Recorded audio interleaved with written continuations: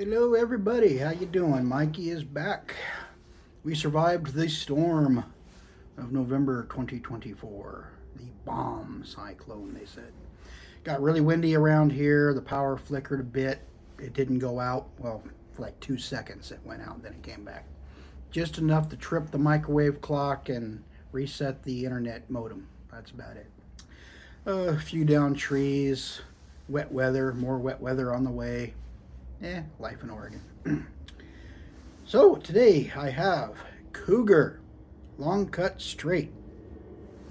This is the third of the Cougar line that I have tried. I have tried the wintergreen, which I really liked, although the nicotine was a bit high for me. I tried the natural. I don't know if I just got a bum can or if there's something the way they do their natural, but there was something in the background flavor I just didn't really care for. Anyway, this one here is made 100% U.S. tobacco. There we go. Right side up. 100% U.S. tobacco. They do have really nice looking cans. I like that can. So, let's crack this one open and get down to it, shall we? Nice straight aroma. Get you a money shot there on the lid. Kind of see what the cut looks like. Like a fairly decent cut. Nice bit of tobacco there. It's got some moisture content, got some spring, a little bit sticking to the fingers. Feels like a touch on the dry side, but it does have that nice straight flavor tobacco aroma to it. So let's get into it. Ooh, it pinches really well. Look at that. Pinched right up, got a big old wad there, almost too much.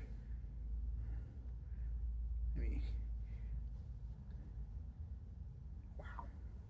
Pardon me while I experience technical difficulties in trying to reduce the size of this pinch.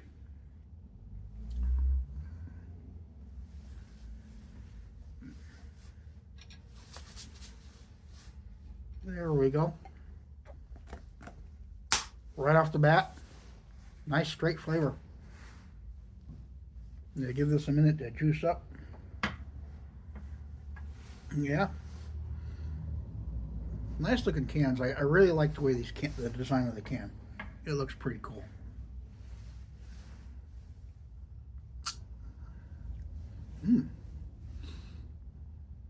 It's got sweetness. I got some smokiness. Got some tang in there too. First impression, it's a nice solid straight. Not sure what the nicotine content will be like. We'll find out in a few minutes. Yeah, I've been reading more Oregon history. Lately I've been reading up about early settlements, and I went down the rabbit hole of shipwrecks along the Oregon coast. And one of them has been getting a lot of attention in the last 5-6 years as the oldest known shipwreck along the Oregon coast. And actually, it's probably the oldest on the Pacific Northwest. It was a Spanish Manila galleon, large cargo vessel. They used to use those big ships to run from Manila in the Philippines down to Acapulco. They'd cross the Pacific, and they get to the coast, they go down the coast to Acapulco, offload all the goods they got from Asia, Philippines, and whatnot, load it back up, take all the money back across, wash, rinse, and repeat. Although in 1693, one of those ships, the San Cristo Burgos, the last word is Burgos, set sail from Manila in 1693, and it was never heard from again. Nobody knows what happened to it. When Lewis and Clark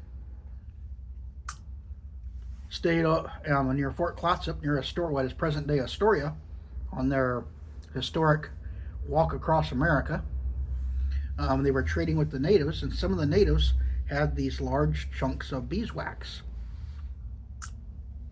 And they told them that the beeswax came from a wrecked ship. It was on, shipwrecked on the coast, 30 or 40 miles south. That's where they were getting the beeswax. In 1811, one of the first trappers to settle along the Columbia River was trading extensively with the natives, and he was encountering more of this beeswax. And they were telling him the same thing, that there was a ship that wrecked 40 miles to the south in what is present-day Manzanita, along Nehalem Bay, Manzanita area. And that's where they were getting all this beeswax, and they're just huge, big old honking blocks of it. And some of them actually had Spanish marks on them. And, this went on for years. And this was in the early 1800s. The ship disappeared in 1693. You're talking 115 years later. They're still trading all this beeswax. And to this day, people still find chunks of beeswax, shards of Chinese pottery, Chinese porcelain, white with blue drawings on it, pottery fragments, and occasionally they find chunks of wood. And this has been going on for 300 years. And finally, in the early to mid 2000s, some marine archaeologists started getting the idea to figure out what ship that was. They had it narrowed down to 2 Spanish galleons that possibly could have crashed or shipwrecked. And then they started checking some of the sediment layers, because in 1700 there was a 9.0 magnitude earthquake and a resulting tsunami. Tsunami, otherwise known as a tidal wave, just devastated the Oregon coast, Oregon, Washington. And they found the sediment layer for the tsunami, and the relics and stuff they were finding, the shards of pottery and stuff, were underneath that. And that's how they concluded that it was the Bourgeois, whatever, however you pronounce it. That's how they determined that it was that ship and not the other ship that had disappeared, because that one had disappeared in the early 1700s. It would have been after that tsunami. And it was in the native lore as well. And some of the natives claimed to be descendants from the people who washed ashore from that shipwreck. One of them, the last free chief of the Tillamook tribe, I forget the exact name of the tribe from my reading, but up in that area, he said his father was he described him as a full-blooded Negro who worked as a blacksmith on board the ship. Well, it's doubtful it was his father, because this was in the early to mid 1800s when this claim was made. More likely it was his grandfather, because he had African American features. He had the hair, he had the the curly hair, the beard, just African traits that weren't normally seen among the native peoples. He looked different. And he said, that his, what would have been his grandfather, was one of the survivors from that shipwreck. That ship went down with well over like 200 crew and some 60 or 70 passengers at least. Some people say it was closer to 600 people.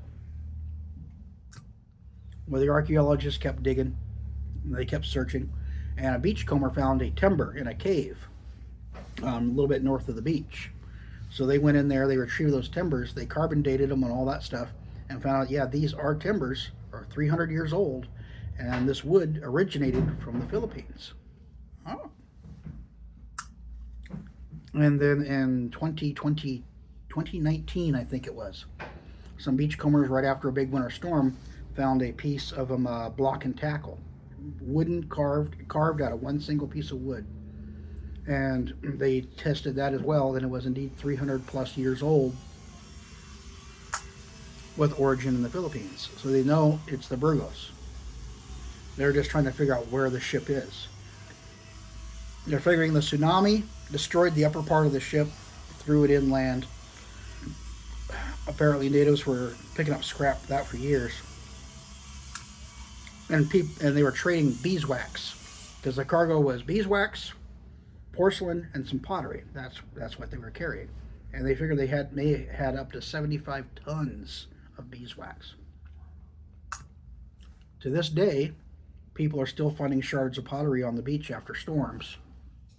And occasionally someone will find a chunk of beeswax. And this is 300 years later. And that is the oldest known shipwreck along the Oregon coast. Do a Google search for the beeswax shipwreck on the Oregon coast, and you'll get the information. It's a pretty fascinating story, and how it just survived through the native lore into when the white settlers started moving in some 125 years later. And then people were still, massive amounts of beeswax. Some of the natives even took some of the pottery shards and napped them into arrowheads and spear points. Easy pickings. Anyway, back to the dip. I like this. Nice solid straight. Smoky, sweet, tangy. It's holding together extremely well, even with all my yammering on for the last 10 minutes. Juices up nicely. Great flavor. Nicotine content, it's not as bad as the wintergreen. It's tolerable. I'm definitely going to finish this can, I know that. But yeah, Cougar makes a good straight, that's for sure. I'd say it's more on the sweet side than the smoky side. I'm getting more sweet notes than I am smoky from this. But yeah, it's got all the classic straight flavors in there. But from what I'm tasting right now, it leans a little more to the sweet than the smoky. This still has that nice tang, holding together really well. Good cut. But yeah, if you're interested in shipwrecks, look up the beeswax shipwreck. And if you're ever on the Oregon coast, Manzanita Beach, Nehalem Bay, that's the region where that ship went down. Go beach combing there after a big storm in the wintertime, and you might get lucky and find a piece of 300-year-old shards of Chinese pottery. Who knows? They're still finding it to this day. And sooner or later, they're going to find the remains of the ship. There's a volunteer group of marine archaeologists. They get together and they spend a few weekends a year searching for the remains of the ship. They know it's out there somewhere. They estimate it's probably in about 20 feet of water buried in the sand, at least what's left of it. No gold, no silver, just beeswax and pottery shards. It was a cargo ship. Fascinating piece of history. And like I said, some of the natives are claimed to be descendants from the few people who survived. Yeah, I'm digging this straight. This is pretty darn good stuff. It's still got that tang to it, which I enjoy. And it's got that sweetness, smokiness. Classic straight flavor. It is not too bad on the nicotine. I'm not getting blown away or anything. I can feel it, but it's not real heavy, which is fine for me. Either that or I got enough nicotine in my system. I've been snoozing at work all day. Stressful week at work, so I've been popping the snooze quite a bit while I'm at work. More than usual. But yeah, this is a solid straight. I'm really digging this. And I'm enjoying reading the history books. Thinking maybe sometime this winter, if I get a chance, I might do a road trip. It's like a 3.5 hour drive for me. But it might be worth it. Go on a tobacco road trip up the coast. Do some beach combing for a few hours, see if I get lucky. And then tobacco road trip. Maybe cut across to I-5 and tobacco road trip my way home that way. It'll be a long day, but it'll be fun. Not sure if I'll get around to it, but it would be fun to try. Yeah. I'm really liking this straight. This is pretty good stuff. I'm getting a little bit of floaters now. It's starting to creep over the back of my molar. But that's just mainly because I've just been yammering on now for 14 minutes and 48 seconds. But yeah. Cougar makes a solid product. I'm going to give the natural another try. I'm wondering if I just got a bad can. Sometime in the future, I'll buy another can and I'll give it another shot. But there was something in the background flavor that natural just didn't sit right with me. I'll give them another try. See if maybe I did get a bad can. I don't know, or maybe it's just the way they treat their naturals. I'll find out when I try another can. But yeah, this is flavor's hanging in there pretty good. No complaints on that. But yeah, the Oregon coast is full of shipwrecks. Coos Bay and Bandon, the two nearest coastal towns to me. Each one of them's got 20 or 30 shipwrecks on the record books. Plus, there's a bunch of them that probably never made it to the record books. Got recorded. The most recent one of those would be the new Carissa over in Coos Bay. Back in I think it was the early 90s. It ran aground on a sandbar, got stuck, and then the waves broke it apart. They basically torched all the oil that was on, they had all the fuel that was on board. They torched it, burned it all off, towed the back half of the ship out to sea and sunk it. The forward half was stuck on the beach. They salvage as much as they can, but you go down to the beach there, you can still see the remains of it every now and then. It creeps out of the sand. And there's a couple of other shipwrecks, wooden ships. Every now and then, after a big storm and the sands get all stripped away, the carcasses of those old ships are still visible. But yeah, if you're in the shipwrecks, the Oregon coast is full of them, especially up around the Columbia River. That's like the graveyard of the Pacific. Where the Columbia River goes out into the sea, it gets pretty treacherous. A lot of ships have gone down up there. But yeah, the oldest of which, though, is that Spanish galleon that they know of. 1693, over 300 years ago. And they're still finding pieces of that cargo to this day. Pretty fascinating stuff.